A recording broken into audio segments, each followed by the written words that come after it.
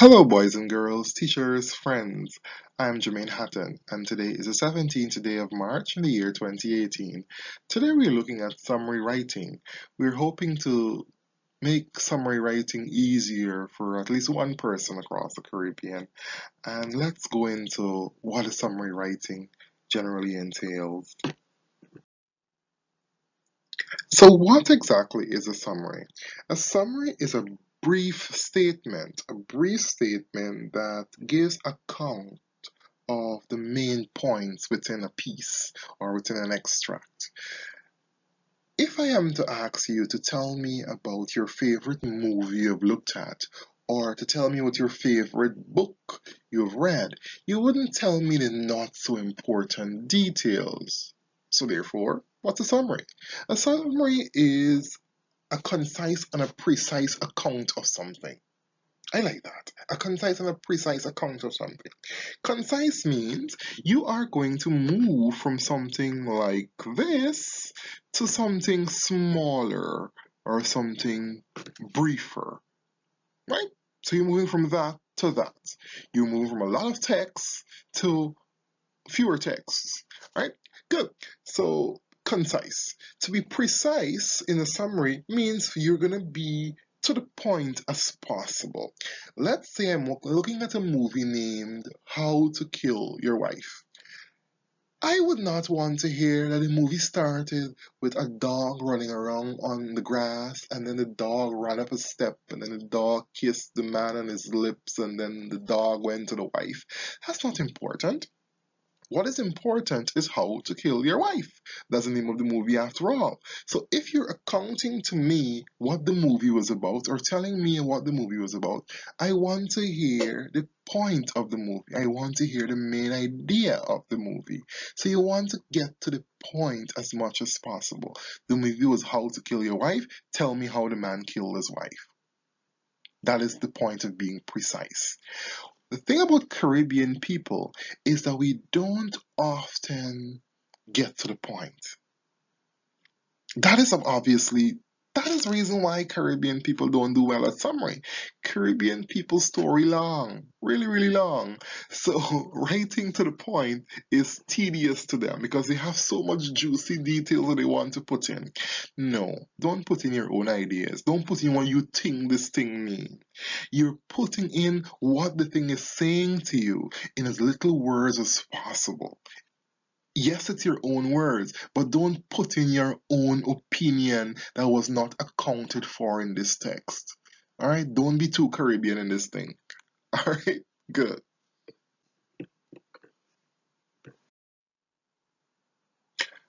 To be concise, you need to be brief, obviously. That's repetition. But to be concise means that you are going to exclude from the passage the things that are adding bulk to it. And these things would be things like examples. Anything that goes on to give examples or use for example are obviously examples.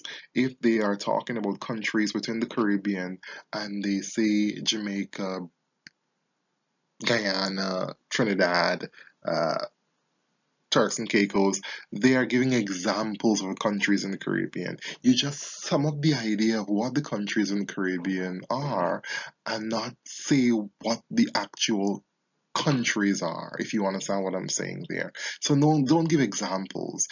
Giving examples would remove the ability of your piece to be concise. Precise talks about that accuracy. All right. So it's coming back to the original. It has to be as accurate to the original as much as possible. All right. So if your piece is not accurate, it will deviate from the original, you will lose marks. So you have to be short, so you have to be brief, as well as you have to be as accurate as possible. You must try to also remove figurative devices or figurative techniques, uh, things like your similes, your rhetorical questions, those are not going to be included in your piece, in your summary. So you're going to exclude things like those. Statistics, also you're going to exclude those. Let's say a number like 90% was used in the original piece or the original extract. You are not going to write back 90%. You can sum up that idea and say a majority, the majority of something. Let's say 90% of the Caribbean countries have beautiful beaches. Instead of saying 90%, you say a majority of the Caribbean countries have beautiful beaches. I'm giving you an example here. Repetitions, don't say if you repeat it once or twice, you're making it the fact. You're not making emphasis. No, no, no, no. You are to be concise. You are to be as brief as possible, and you are to be accurate as possible, to the point as possible. So I have an example here of a typical question that comes in the exam, well, typical exam question. This is actually taken from the 2018 January paper. So you get a chance to see what came in the 2018 January paper. And here it says suggested 40 minutes. So you're suggested to take 40 minutes to get this summary done. I want to tell you at this point, excuse, it says that you should not exceed 120 words. Only the first 120 words will be assessed. And that's good because it tells you if you go over that 120 too much, you have examples, you have repetition there. So you have to go back and see what is additional, and you have to exclude that additional details because you are repeating yourself.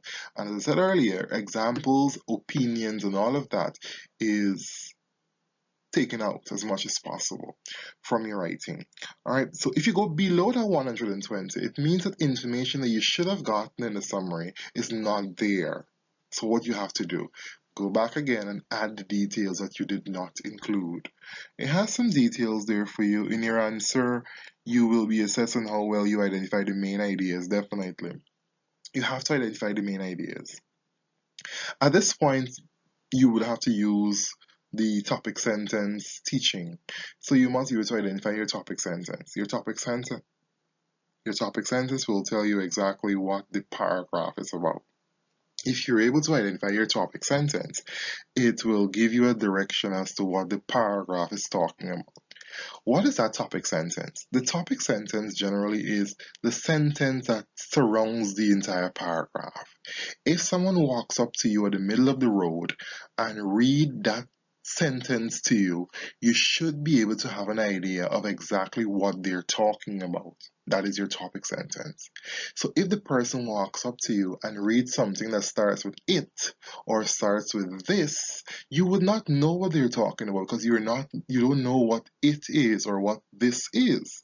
So the topic sentence would generally not have those pronouns. Are we following? I hope so.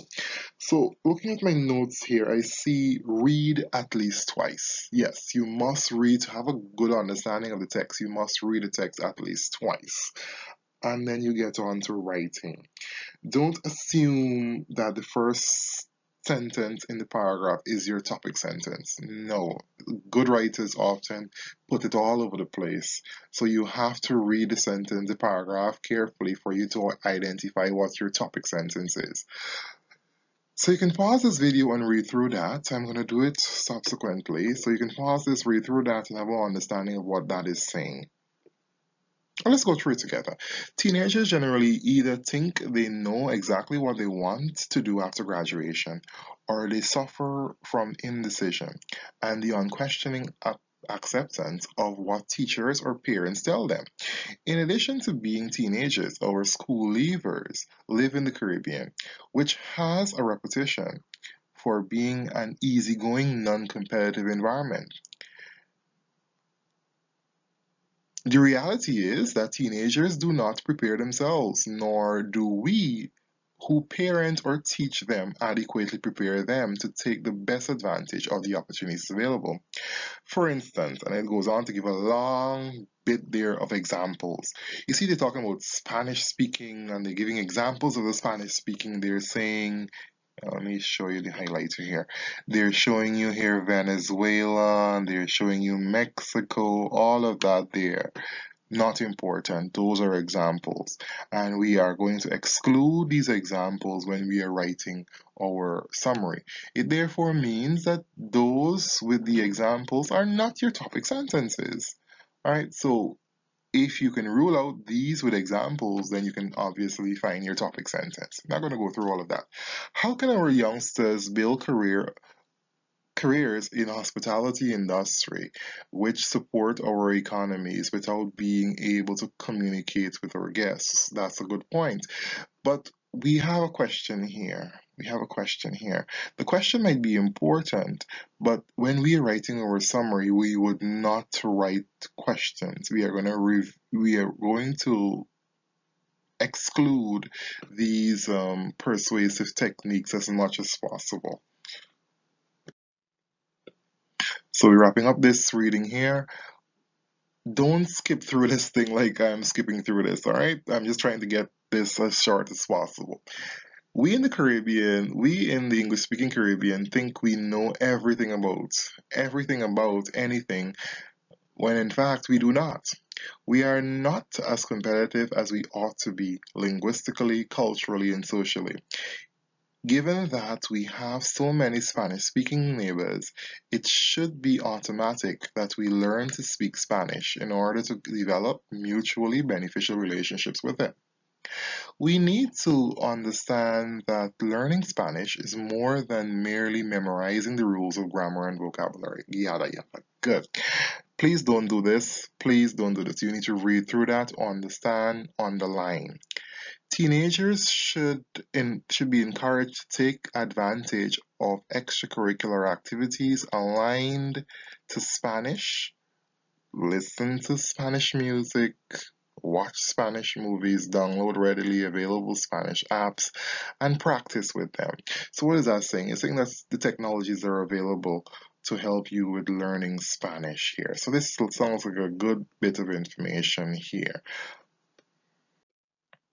So go ahead and identify your topic sentence. So you read through the extract once, twice, as much as you need to have an understanding of what it's saying.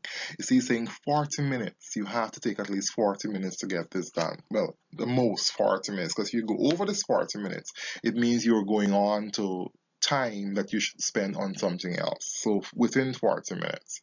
So you find these topic sentences, and I've identified a few of them there, and these are the main ideas that you are going to try and replicate in your summary. I'm saying replicate loosely because you're not writing back these topic sentences. That is not the purpose of a summary. The purpose of a summary is to tell us in your own words, as much as possible, what this piece of information that you have read means to you. All right, and to do that, you must capture the main details. To do this, you must capture the main things about summary or about the extract that you have read. Yeah, about the extract. So this extract here, for you to present a summary on it, you must capture the main details within this extract. And not just capturing the main details, but expressing the main details in your own words as much as possible. And that makes sense. If you understand something well, you can be able to put that thing that you understand well in your own words to tell me what it means to you. All right? And when you're doing that putting together, you must write in proper sentence, you must write in proper paragraphs. All of that will be assessed, all of that will be marked for. So you have another sentence there that is important that you might want to also bring out in your summary. So you identify that there. You can pause this at any time and read those points I've identified. And these are the things that you're generally going to include in your summary. I have an example here for you, and I'll read through it for you to have an understanding of what you're expected to do. So the Caribbean is increasing its interactions with its Spanish speaking neighbors. Learning Spanish, therefore, can benefit school leavers and ultimately Caribbean economies. This increases the likelihood of these youths grabbing the employment opportunities our Caribbean speaking friends provide. The growing interactions between the Caribbean and Spanish speaking countries allow for growth in a variety of businesses, especially in tourism. Sadly, however, parents and teachers do not adequately prepare school leavers to be competitive enough to take advantage of these opportunities, these employment opportunities. All is not lost. Modern technology makes learning Spanish easy. Teenagers must be encouraged to learn the language and appreciate the culture. This will add to our hospitality and obviously will boost our tourism industry. After all, the Caribbean thrives on tourism. Caribbean thrives on tourism. That nice ending there. So yes, that's an example. That's my take of that summary, that extract that we have read there. So what I want you to understand from this, you must use your own words as much as possible. This example here, if you count it, there's 121 words. That is fine. Don't tell me the limit is 120. Yeah, I know the limit is 120. But the thing is, if you have a sentence that you're writing, you end the sentence. If it's 121, 120, good for you. 119, awesome. Again, don't go too over that 120. You get on to 130, 140, you're removing too much. And that will cost you because only the first 120 will be assessed. You have a one word over the limit, that's fine. Two words below the limit, that's also fine. But when you go too much above, it means that you have examples there that you should not have. Too little below, you have things that should be there that's not there. All right. So how are you going to be marked?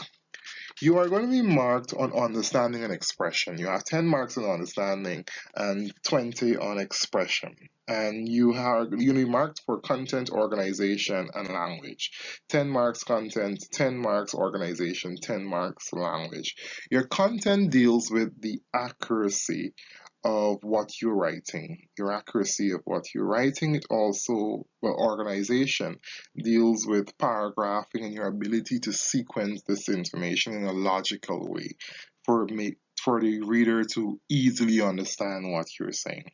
When it comes to language, you must also have subject and verb agreeing, you must also have proper grammar, and there must be a consistency in the tense. So you're using past tense, the entire thing should be in past tense. Present tense, the entire thing in present tense. But there must be a consistency in that tense. You must have proper punctuation, and that's also going to be marked with language there. All right, what I want you to pay attention to here is the linking words. However, therefore, and so on. You must link. Your summary must be in continuous prose. We must see that one thing is leading to something else. You follow what I'm saying? Your summary must be in continuous prose. One thing must be leading into something else. And that's what your linking words provide. You must write in paragraph form. You must write in paragraph form.